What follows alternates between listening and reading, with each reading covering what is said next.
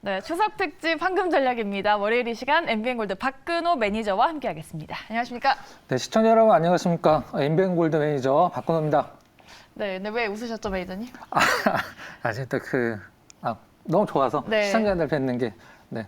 저희가 추석을 앞두고 또 어떤 내용을 전해드려야 추석을 좀 마음 편히 지내실 수 있을지 고민해보다가 특집으로 또 저희가 마련을 해봤습니다. 그렇죠. 저희가 네. 이번 주 내내 하반기를 이끌어갈 주도 섹터 그리고 종목까지 꼽아드릴 테니까요. 여러분들 매일 함께해 주시기 바라겠고요.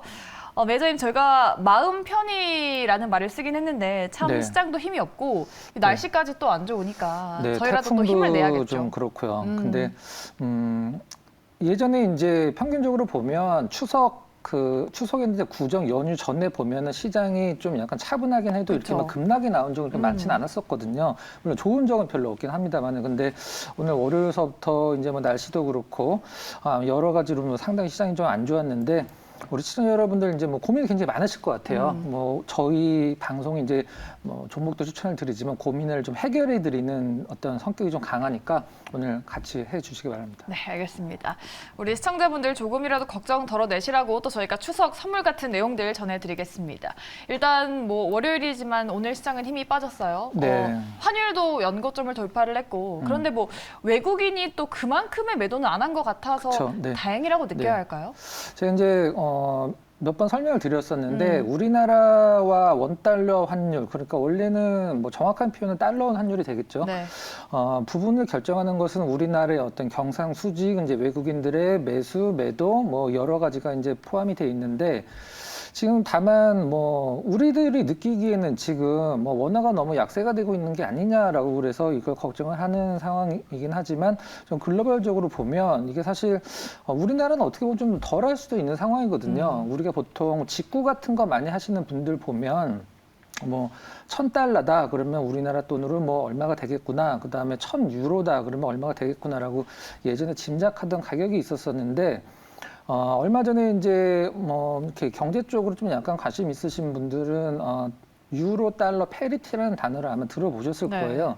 이제 페리티라는 건 이제 등가라는 의미인데 1유로가 1달러가 돼버린 거죠. 이제 깨졌습니다. 그게 지금 유로가 더 싸졌단 말이죠. 한마디로 1유로가 0.99달러가 좀 된 건데, 우리가 보통 방금도 앵커께서 이제 방송 시작 초반에 달러 인덱스를 설명해 주셨었는데, 말씀을 달러 인덱스를 구성하는 거는 유로가 이제 50%를 차지를 하고 있고요. 그다음에 엔화, 스위스 프랑 이제 한 5가지에서 6가지 정도 통화가 이제 그쪽에서 이제 합산으로 달러 인덱스가 결정이 되는 건데, 지금 뭐 그런 거죠. 킹 달러라고 이제 시장이 얘기를 하고 있는데, 엔화도 굉장히 많이 망가졌고 유로도 거의 20년 만에 달러 페리티가 좀 깨졌습니다. 자, 이러한 뭐 그 안에 왜 이런 상황이 나오는지를 알아야 될 텐데, 전 세계적으로 이제 경기가 좀 안 좋다, 아니면 경기가 불안하다, 혹은 뭐 미국의 경제가 안 좋다라고 하면, 우리가 생각을 했을 때는 이론적으로 미국 경제가 안 좋은, 미국 경제 지금 안 좋지 않거든요. 근데 미국 경제가 불안하거나 전 세계 경기가 불안하다 그러면 뭐 미국만 예를 들면, 미국 경제가 안 좋으면 미국 바깥으로 돈이 나갈 것 같지만 돈이 미국으로 더 들어옵니다. 왜 그러냐면 미국이 안 좋으면은 미국 외의 나라는 훨씬 더 안 좋을 것이다라고 이제 시장이 그동안에 많이 경험을 해봤거든요. 그렇기 때문에 이 달러라는 것이 지금 뭐 돈을 이렇게 엄청나게 푸른 상태에서 달러가 이렇게 고평가를 받고 있는 이유는 아무래도 안전자산, 그러니까 뭐 경기에 대한 어떤 불확실성이 시장에서 너무 팽배해서 너무 좀 원론적인 얘기는 되긴 하겠습니다만은 안전자산으로서의 최고의 가치를 인정받고 있지 않나라고, 그래서 우리나라뿐만이 아니라 유로, 엔화도 지금 모두 굉장한 약세를 좀 기록을 하고 있는 것 같습니다. 네, 알겠습니다. 저희가 이렇게 시장을 또 간단하게 짚어봤고요. 또 저희가 오늘 하반기 유망 섹터 알려드린다고 말씀드렸죠. 저희가 2개를 공개해 드릴 텐데, 네. 앞서서 저희가 멋있게 또 나갔죠. 자동차주, 전기차를 또 이끌 것인가 또라는 네. 그런 네. 멋지게 되게 나갔었는데, 자동차 섹터 오늘 또 시장 하락에도 나름 견조하게 잘 네. 버텨줬던 것 같습니다. 자동차 뭐 부품도 있고 장비도 있고 완성차도 있잖아요. 근데 완성차로 딱 집어주셨네요. 네, 그렇죠. 완성차 또 저희 코너에서 얼마 전에 또 소개도 시켜드리기도 했었고. 현대차를 딱 집어주셨죠. 그렇죠. 이렇게 한번 좀 생각을 해보면 될 것 같아요.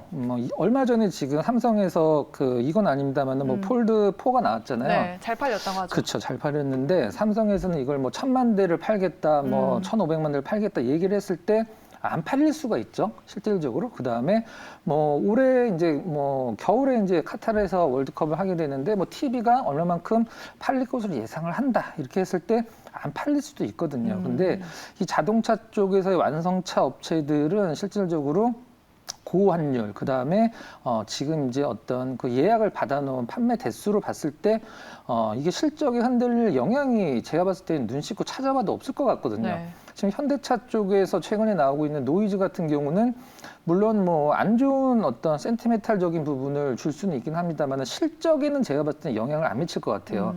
미국 쪽에다가 수출을 해서 미국에서 생산해서 미국에다 팔 물량을 못하는 게 사실 더 문제가 되는 거지 우리나라에서 수출할 물량을 미국에다가 보조금 못 받는다. 그럼 뭐 그때도 설명 분명히 드렸습니다. 우리나라에서 팔면 되고 유럽에다 팔면 되거든요. 지금 없어서 못 파는데 빨리 그 조지아 공장을 완성을 시켜서 거기서 이제 전기차를 생산하면서 약간 시간은 한 2년 정도 남긴 했습니다만은 그때까지의 어떤 뭐 현대자동차의 그 생산 대수를 소화를 못할 정도는 제가 봤을 때는 전혀 아니라고 생각을 하고 있고 외국인들도 뭐 어떤 실력적인 부분에서 영향이 없다라는 것에 포커스를 맞춰서 매수가 정말 하루도 안 빼고 들어오는 것 같아요. 그래서 완성차 업체 뭐 연말까지가 아니라 저는 조금 약간 뭐 2년, 3년까지도 굉장히 좋은 섹터라고 생각을 하고 있습니다.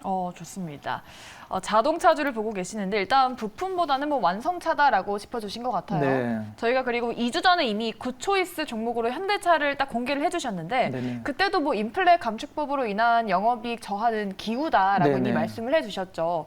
그러면 이 종목을 또 장기적으로 올해 하반기까지 계속 눈여겨볼 수 있는 종목이라고 보실까요? 이미 이제 지금 하반기긴 한데 이제 뭐 저점에서 일단 올라온 게 없고 아무리 좋은 기업이라도 이렇게 많이 올라가서 가격적인 메리트가 생겨버리면 굉장히 좀 부담스럽거든요. 근데 올라간 게 없기 때문에 그리고 그 전주에 소개를 시켜드렸던 이제 LX 인터내셔널 같은 경우도 저는 테스트를 한번 해보고 싶었었어요. LX 인터가 안 갈 수가 없는 어떤 업황이었는데 고점 논란 때문에 과연 이게 조정을 받을까 했는데 뭐 LX 인터도 상당히 좋은 흐름이 좀 많이 나왔죠.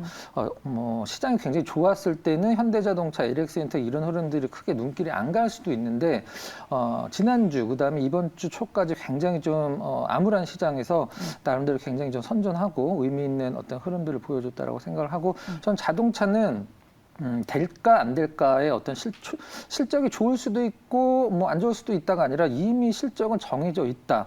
뭐 그런 느낌으로 보셔도 될 것 같습니다. 근데 그 실적과 성장성이 주가에는 아직 적용이 안 돼 있다. 뭐 이게 가장 중요한 포인트인 것 같습니다. 네, 알겠습니다.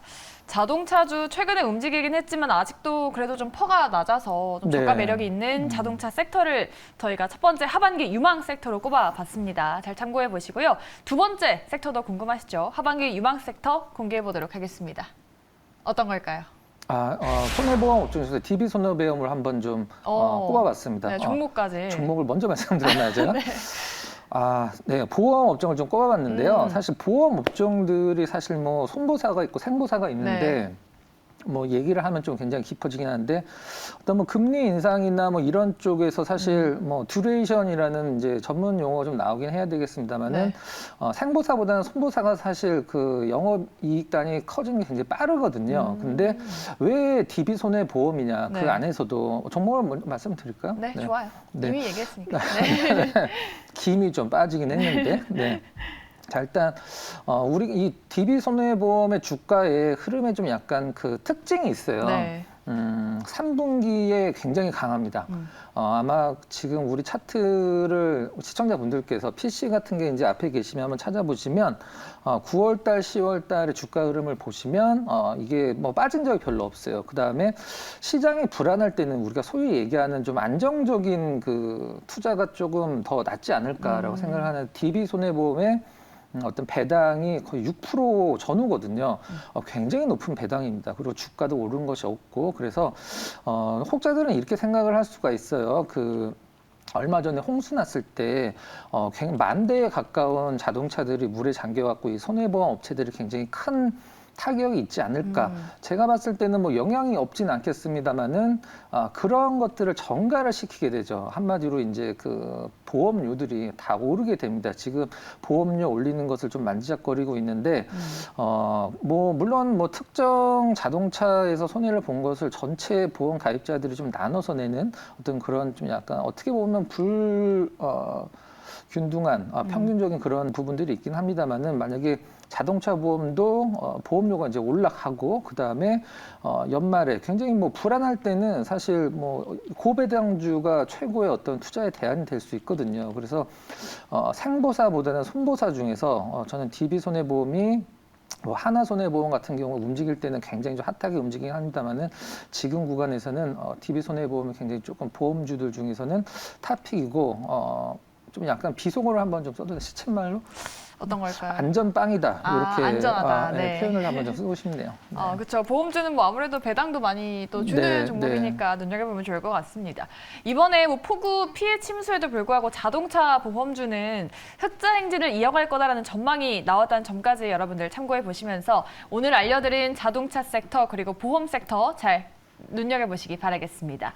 이렇게 저희가 두 섹터까지 알아봤는데 오늘도 굿초이스 종목을 한 개 더 알려주신다고 네. 합니다. 그 종목 기대해 주시고 그 종목 공개하기 전에 댓글 하나 읽어보고 할게요. 저희 김현희 님께서 박근호 전문가님 감사 추천주마다 수익률 짱 대박이라고 하셨어요. 지금, 여자분인가요? 그러겠죠. 현희님. 네. 여자분인 게 중요한가요, 매니저님? 네. 저희 현대차도 그렇고 LX 인터내셔널도 아까 짚어봤는데 수익이 네네. 정말 좋았습니다. 저희가 또 이런 종목들 알려드리고 있으니까 여러분들 오늘도 또 끝까지 함께해 주시기 바라겠고요. 그럼 오늘의 굿초이스 종목 어떤 건지 화면을 통해서 바로 만나보도록 하겠습니다. 네. M2i 가져오셨습니다. 네. M2i가 어떤 종목일까요? 네. 일단 기업 내용을 잠깐 설명을 드리면 저는 이제 기업 내용보다 사실 다른 이슈를 포커스를 맞추긴 했는데 우리가 보통 스마트 팩토리 하면은 스마트 팩토리 관련 기업들이 사실 우리나라에 뭐 몇 개 있습니다. 근데 스마트 팩토리만 하는 기업은 사실 거의 없거든요. 근데 M2i 같은 경우는 이따 자료를 보면서 말씀을 드리긴 하겠습니다만은 네. 기업적인 측면에서 지금 제가 이제 방금 전에 썼던 단어를 또 쓰고 싶긴 한데 안전하다. 그렇죠. 어떤 성장하고 있는 부분들이 아직 적용이 안 돼 있고 이제 화면을 잠깐 보면서 말씀드리면 네. M2i 제품 구성 보시면 모든 어떤 그 사업 부분이 다 스마트 팩토리에 맞춰져 있어요. 왼쪽은 이제 하드웨어적인 부분이고 가운데는 소프트웨어, 그다음에 오른쪽은 솔루션 부분이고요. 다음 장 한번 잠깐 보여주시면 자, M2i가 99년도에 이제 창사가 됐는데 그때서부터 이제 어떤 기업들이 뭐 2년, 3년 동안에 완전 퀀텀 점프하면서 갑자기 성장을 했을 때는 그 성장률이 이제 꺾이는 경우가 많긴 한데 정말 꾸준하게 성장을 하고 있는 기업이고요. 다음 장이 굉장히 중요합니다. 왜 시장에서 M2i를 스마트 팩토리 1위 기업으로 꼽는지 지금 M2i가 고객사로 갖고 있는 기업들을 보면 아마 이 기업들 중에서 여러분들이 모르시는 기업들이 안 계실 거예요. 여기서 뭐 반도체서부터 2차 전지서부터 해서 바이오까지 어떤 스마트 팩토리 솔루션과 하드웨어 관련된 부분들 지금 뭐 내노라는 국내 기업들과 외국 기업들이 M2i의 어떤 그런 솔루션과 제품을 사용하고 있는 부분이 굉장히 좋고요. 제가 일부러 갈무리를 해오진 않았는데 여러분들께서 한번 찾아보시라고 이 M2i 실적 재무제표를 보면 일단은 리스크가 거의 없어 보입니다. 그 부채가 거의 없어요. 네. 부채가 없다라고 보셔도 되고 그 다음에 유보율이 굉장히 높습니다. 그러니까 회사 내에 현금이 굉장히 많은 거죠. 하지만 이제 뭐 지금 뭐 스마트 팩토리가 움직일 수 있는 뭐 시즌이냐라고 했을 때 뭐 반문을 뭐 주실 수도 있긴 한데 제가 약간 포커스를 맞춘 것은 실적도 좋고 성장성도 굉장히 좋은데 지금 이 M2i를 눈독을 들이는 기업들이 굉장히 많이 있거든요. 한마디로 뭐냐면 인수를 하려고 이제 기사 내용이 워낙에 많기 때문에 우리 시청자분들께서 이제 포털에다가 M2i 매각이라고 이렇게 한번 기사를 검색을 해보시면 예전에 이제 일진이 인수를 하려고 하다가 작년이죠. 인수를 하려고 하다가 약간 조용하게 하는데 최근에 계속 뉴스들이 업데이트가 되고 있거든요. 그래서 M2I를 매각을 하고 안 하고는 지금 전혀 문제가 안 되고 얼마에 언제 하느냐 하면 지금 남은 것으로 시장에서 좀 알려져 있거든요. 그래서 굉장히 싸고 매각과 관련돼서 올라간 게 없기 때문에 매각을 안 한다라고 공식적으로 발표가 되더라도 전혀 문제가 안 된다라고 생각을 하고 있습니다. 그래서 실적 좋고 오늘 차트가 좀 약간 흔들리긴 했는데 성장성 좋고 매각 이슈가 있는 M2I 지금 가격권 굉장히 매력적인 가격이라고 생각이 듭니다. 네. 가격 전략 한번 말씀을 드리면 자, M2I 목표가는 지금 현재가 9,000원이 좀 안 되는 가격인데 일단 12,000원 정도를 제시를 해드리고요. 손절매 가격은 8,500원으로 제시를 해드리도록 하겠습니다. 네, 스마트 팩토리 관련주로 M2I 공개해 주셨습니다. 실적도 좋고 안정적인 종목이라고 강조를 해드렸습니다. 이렇게 오늘 알려드린 종목들 그리고 두 가지 섹터까지 잘 참고해 보셔서 앞으로의 또 하반기 전략적으로 잘 이겨내 보셨으면 좋겠습니다. 저희 또 고엔스탑으로 다른 종목들 전망도 해드려야겠죠? 10가지 종목들 바로 만나보겠습니다. 네, 오늘 인기 검색 10종목입니다. 이 중에 2위에 있는 한화에어로스페이스 상승 랠리를 이어가고 있습니다. 방산주 모멘텀이 이어지고 있는 상황이고요. 네이처셀 반대로 오너리스크로 인해서 연일 또 급락을 하고 있고 박셀바이오 또 치료제 관련한 이슈가 있었죠. 오늘 8% 하락했습니다. 반대로 나노엔텍 오늘 상한가를 기록을 했고 세아그룹주 최근에 좋죠. 오늘 세아베스틸 지주가 8.75% 강세로 마감했습니다. 이 중에 저희 첫 번째로 짚어볼 종목은요. 네, HLB 알아보겠습니다. HLB 오늘 호재가 나왔어요. 네. 미국의 에보트 기업에 비강용 검체 도구를 공급하는 계약을 체결했다라는 소식이 나왔는데 많이 밀렸습니다. 네, 이제 그 의견 드리고요. 사실 그 정도 어떤 그 이슈로 HLB 주가가 움직이기에는 HLB가 이미 너무 크죠. HLB가 너무 큰데 일단 지금 가장 중요한 건 이제 지금 암학회에서 발표되는 임상 결과가 가장 중요한데 이제 3단계로 이제 발표가 되죠. 논문 초록은 오늘 발표가 됐습니다. 상당히 괜찮았었는데 저 밀리는 거 보고 약간 좀 의아했는데 그다음에 임상 초록은 8일 날 발표가 되고 최종 임상 결과는 이제 10일 날 우리나라 시간으로 3시 40분에 발표가 됩니다. 근데 10일 날은 이제 우리나라 장이 안 열리는 시간이긴 한데 최근에 이제 HLB 쪽에서 오늘도 그런 언론이 플레이가 좀 나왔던데 불법 공매도 세력의 어쩌고 저쩌고 이런 기업의 어떤 루머로 이런 것들이 좀 나와주고 있는데 HLB 자체는 지금 공매도가 만약 HTS의 정보가 틀리지 않는다라고 하면 HLB 생명과학은 공매도가 많은데 이 HLB 본주는 공매도 리스트에 없습니다. 지금 실질적으로. 그다음에 HLB뿐만이 아니라 저는 좋게 보고 있는데 HLB뿐만이 아니라 우리나라 바이오텍들을 보면 지금 만약에 HLB가 이 임상 결과가 굉장히 잘 나와서 이제 미국 FDA까지 순항을 한다라고 했을 때 주주분들도 마찬가지고 시장에서 봤을 때 과연 HLB의 이 간암이 성공을 했을 때 시가총액이 얼마가 가야 되나라고 생각을 해봤을 때 중요한 건 지금 HLB의 이 굉장히 높은 시총이 거기서 어느 정도까지 지금 차지를 포함이 돼 있는가도 생각을 해봐야 되거든요. 다는 아니겠지만 우리나라 바이오텍들은 임상을 하고 있는 신약들이 성공을 했을 때의 시가총액을 이미 주고 있는 기업들이 굉장히 많아요. 근데 HLB의 어떤 ORR이라고 표현을 하기는 임상에서 나오는 단어인데 60%가 좀 나왔죠. 간단히 설명드리면 이 용법대로 투약을 했을 때 60% ORR 수치가 60% 나왔다라는 것은 완전 관해나 부분 관해가 참여 그 환자들한테서 60%가 일단 나왔다라는 뜻인데 굉장히 괜찮은 수치라고 생각을 합니다. 근데 시장에서 오늘 이런 바이오주들이 시장이 안 좋아서 밀렸다라고 하기에는 좀 약간 의아스럽긴 한데 뭐 차트적으로 저는 오늘 거래량도 상당히 좋았고 외국인 기관 매도가 좀 있긴 했습니다만은 뭐 이런 바이오 기업들을 사실 차트로 보기는 좀 굉장히 좀 힘들죠. 그래서 네. 오늘 특징적인 부분은 차트에서 그나마 괜찮은 거 좀 밑꼬리를 좀 많이 달아줬다라는 점, 거래량도 상당히 괜찮았다라는 점. 그러니까 앞서서 이제 시나리오대로 스케줄이 있으니까 8일, 10일 날 있거든요. 요 시나리오대로 HLB가 어떠한 결과를 내놓는지 이미 시장에서 힌트를 좀 어느 정도 주긴 했는데 좋은 결과 있길 바라고요.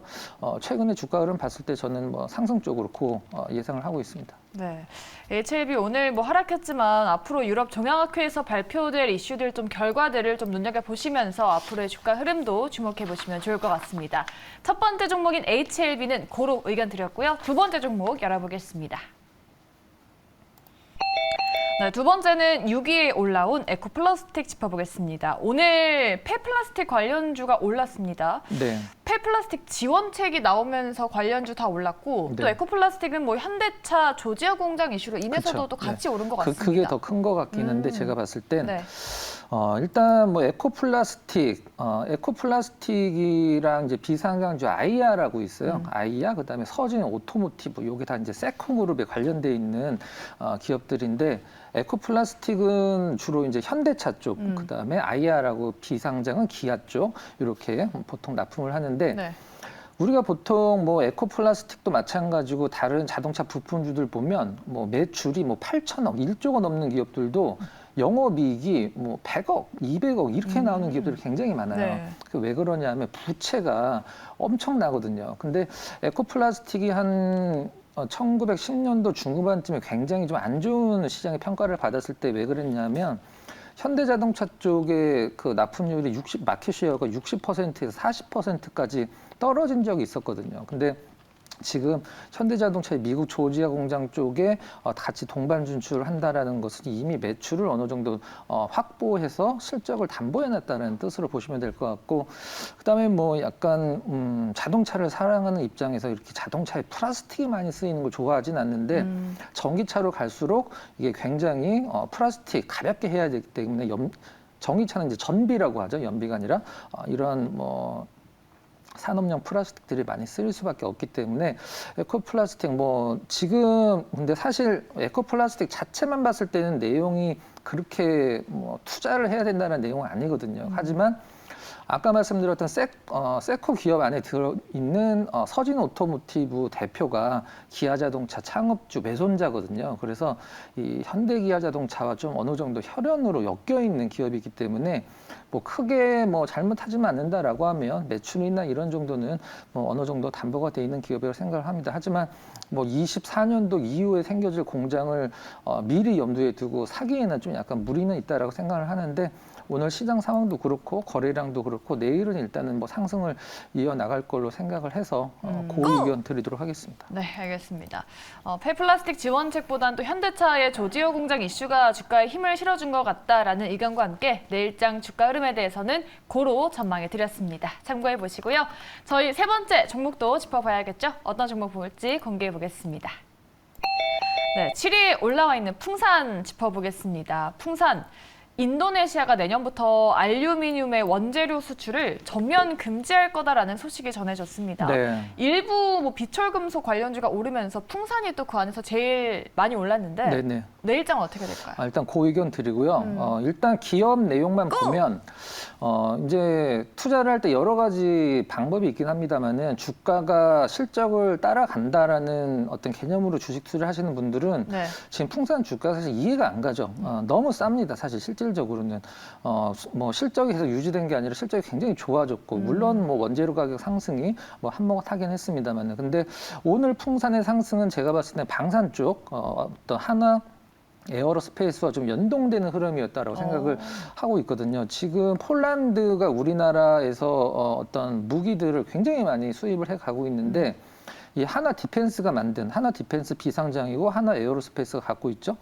하나 에어로스페이스, 하나 디펜스가 만든 K9 자주포의 이 포탄을 풍산이 만들죠. 우리나라 군인들이 쓰는 총알도 풍산이 뭐 만들게 합니다. 미국 것도 풍산이 많이 만들죠. 그래서 근데 하지만 조금 단점으로 어떤 지적할 수 있는 부분은 구리 가격이 지금 상당히 안 좋아요. 네. 그래서 작년에 풍산 실적이 굉장히 좋았던 이유는 구리 가격 상승에 한몫을 했다라고 어떤 부인할 수 없는 부분이긴 한데 일단 구리 가격만 조금 반등을 준다라고 하면 뭐 작년만큼은 아니더라도 사실 실적이 크게 흔들릴 것 같지는 않고 이제 종합을 해보면 오늘 상승은 뭐 여러 가지 모멘텀이 있긴 합니다만은 앞서서 말씀해 주신 부분도 있고 제가 봤을 때는 뭐 각자 좀 약간 비중이 있긴 합니다만 조금 더 시장에서 어떤 포커스를 맞춘 건 이 K9 자주포의 포탄과 관련돼서 한화 에어로스페이스와 어떤 눈높이를 좀 맞추고 있는 그런 부분들이 좀 영향이 있었다고 생각을 합니다.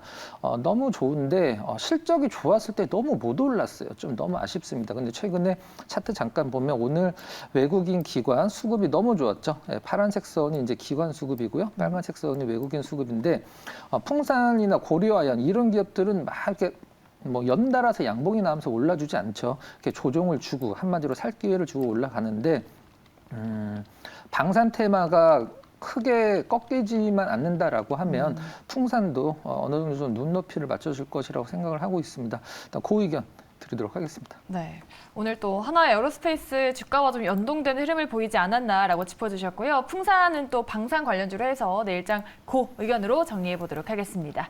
저희 이제 다음 종목 짚어봐야겠죠? 어떤 종목 볼지 바로 공개해 보겠습니다. 네, 저희 10위에 올라온 세아베스틸 지주 알아보겠습니다. 세아그룹주 주가가 최근 흐름이 좋습니다. 그 안에서 세아베스틸 지주가 또 고점을 높여가고 있는데 뭐 증권가에서는 계속 목표 주가를 또 올려잡고 있더라고요. 네네. 내일장 어떻게 보십니까? 일단 그 의견 드리고요. 일단 세아 베스틸 그다음에 세아 창원 메탈 이런 쪽 기업들이 이제 그 오늘 아마 뉴스 많이 접하셨을 텐데 이제 철 스크럽 관련해서 가격을 올렸죠. 일단 올해 작년 실적이 좋았기 때문에 올해 실적이 작년을 따라갈 수 있느냐라고 시장에서 좀 약간 의심의 어떤 눈길이 좀 있었는데 이 철 스크랩을 가격을 올려서 작년과 올해 실적이 크게 뭐 다르지 않게 나올 수 있는 여건을 좀 만들어놨다라고 생각을 하고 있고요. 그 다음에 우리가 보통 최근에 사우디 하면은 굉장히 많이 나오는 단어가 또 네옴시티잖아요. 그쵸. 이 세아 베스틸이랑 세아랑 사우디랑 같이 합작 법인이 있어요. 그 세아 걸프 스페셜 스틸이라고 이제 검색해 보시면 나올 텐데 거기서 이제 지금 합작 법인에서 당장 내일서부터 이게 막 그 생산을 하는 건 아니고 2024년도, 25년도 그러니까 이때가 보면 제가 봤을 땐 네옴시티가 한참 막 붐이 일어날 때가 아닌가 그때라고 생각을 했는데 그것도 향후의 미래 성장 모멘텀으로 상당히 뭐 좋게 보고 있는 부분입니다. 아무튼 지금 오늘 같은 시장에서 이 정도 올랐다라고 하면 뭐 당분간은 시세가 조금 유지될 거라고 생각을 하고 있고요. 주가 한번 잠깐 볼까요? 네. 일단 뭐 실적이 굉장히 좋긴 했습니다만은 올해 실적이 좀 의구심이 있었는데 고점에서 굉장히 많이 밀렸죠. 고점에서 3만 원 넘어갔다가 3만 5천 원까지 넘어갔다가 최근에 굉장히 좀 거의 반 이상 좀 하락하는 흐름을 보여줬었는데 물론 뭐 시장의 문제였을 수도 있고 세아베스틸의 어떤 실적이 꼭지를 찍었다, 피크아웃했다라는 어떤 부분도 일목했다라고 생각을 하고는 있는데 최근에 좀 다시 살아나고 있고 무엇보다도 거래량이 살아나는 게 상당히 좀 고무적으로 좀 느껴집니다. 외국인 수급 뭐 특별해 보이진 않고 계속 팔고 있으니까 기관 수급만 좀 보시면 될 것 같고요.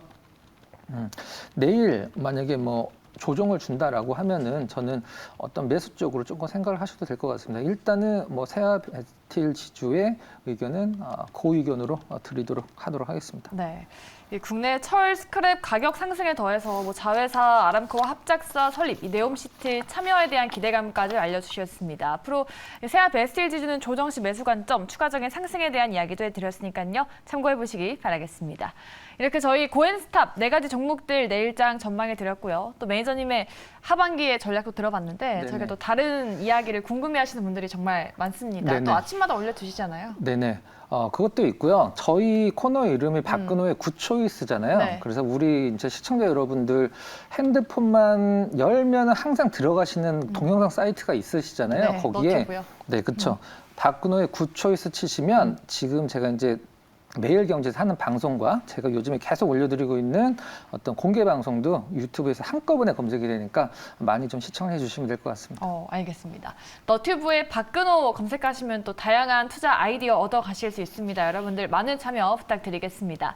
이렇게 월요일 첫 번째 특집은 박근호의 9초 뉴스 함께 하셨고요. MBN골드 박근호 매니저 수고해 주셨습니다. 말씀 고맙습니다.